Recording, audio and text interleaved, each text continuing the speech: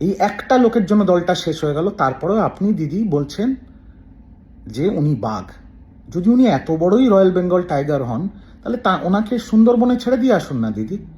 বাংলা রাজনীতি তো আর দরকার নেই ওনাকে সুন্দরবনে ছেড়ে দিন।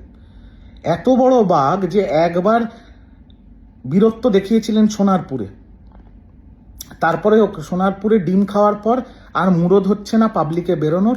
এখন আপনার আঙিনায় দাঁড়িয়ে হাতে চোঙা নিয়ে নিঃশর্তে নিঃস্বার্থে যে দলের কর্মীরা এখনো আপনাকে দেখে আপনাকে ভালোবাসে বলে আপনার বাড়ির সামনে ভিড় করছে, তাদেরকে জ্ঞান দিচ্ছেন, ভাষণ দিচ্ছেন।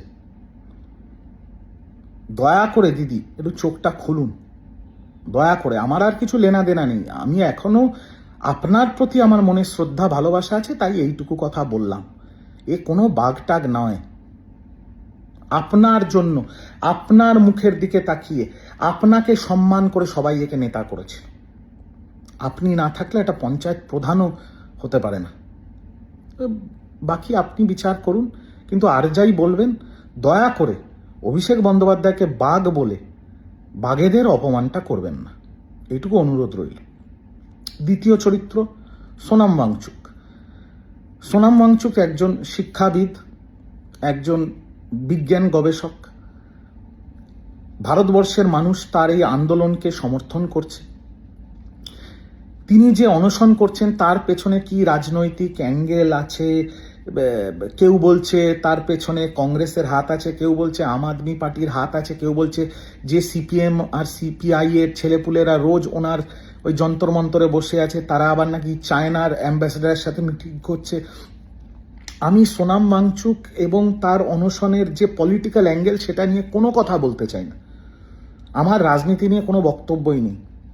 আমার একটাই বক্তব্য, সেটা হচ্ছে যে ইস্যুটা নিয়ে সোনাম ওয়াংচুক অনশন করছে, নিট পেপার লিক, এটা তো বাস্তব কথা যে পেপার লিক হচ্ছে বছরের পর বছর, বছরের পর বছর, বছরের পর বছর, আর এনটি এর কোনো দায়বদ্ধতা নেই। আর কেউ, সেটা এডুকেশন মিনিস্টার হোক বা যেই হোক, কেউ কোনো দায়বদ্ধতা নেয় না।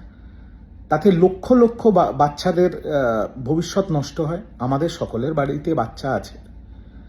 এবারও নিট পরীক্ষার পেপার লিক হওয়ার পরে প্রায় 20 জন বাচ্চা সুইসাইড করেছে। এটা তো বন্ধ হওয়া উচিত। তাই যে the cause, I support the cause. বাকি আমি কোনো রাজনীতির মধ্যে ঢুকবো না। কেন্দ্র সরকারের কাছে একটা অনুরোধ, শুধু অনুরোধ মাত্রই করতে পারি আমরা সাধারণ মানুষ, যে এই ভদ্রলোকের শারীরিক অবস্থা খুব খারাপ, দয়া করে ইন্টারফেয়ার করুন, ডাক্তার পাঠিয়ে ওনার এই অনশনটা ভাঙুন, ওনাকে খাওয়ানোর ব্যবস্থাটা করুন। কারণ চোখের সামনে একটা মানুষ অনশন করতে করতে যদি কোনো একটা অঘটন ঘটে যায়, সেটা তো সরকারের পক্ষে একটা ভালো ছবি না।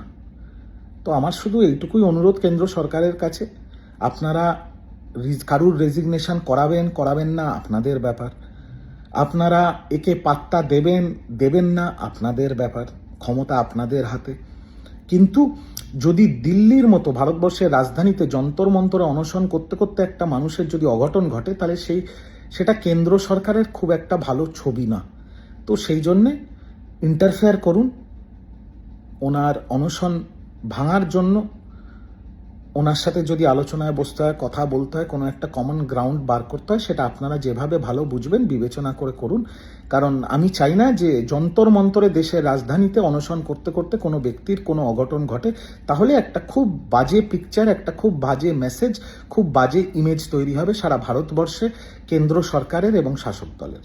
আমার এইটুকুই বলার। আর তৃণমূলের দেখছি সোনাম ওয়াংচুককে নিয়ে মানে বুক ফেটে যাচ্ছে। সব দলই তো সমর্থন করেছে যন্তর মন্তরে গিয়ে। সিপিএম গেছে, সমাজবাদী পার্টি গেছে, আম আদমি পার্টি গেছে, ভীম পার্টি গেছে, তৃণমূলেরও সাগরিকা ঘোষ, মহুয়া মৈত্র, দোলা সেন গেছে। কলকাতায় এত মাথা ব্যথা কেন সোনাম ওয়াংচুককে নিয়ে তৃণমূল কংগ্রেসের?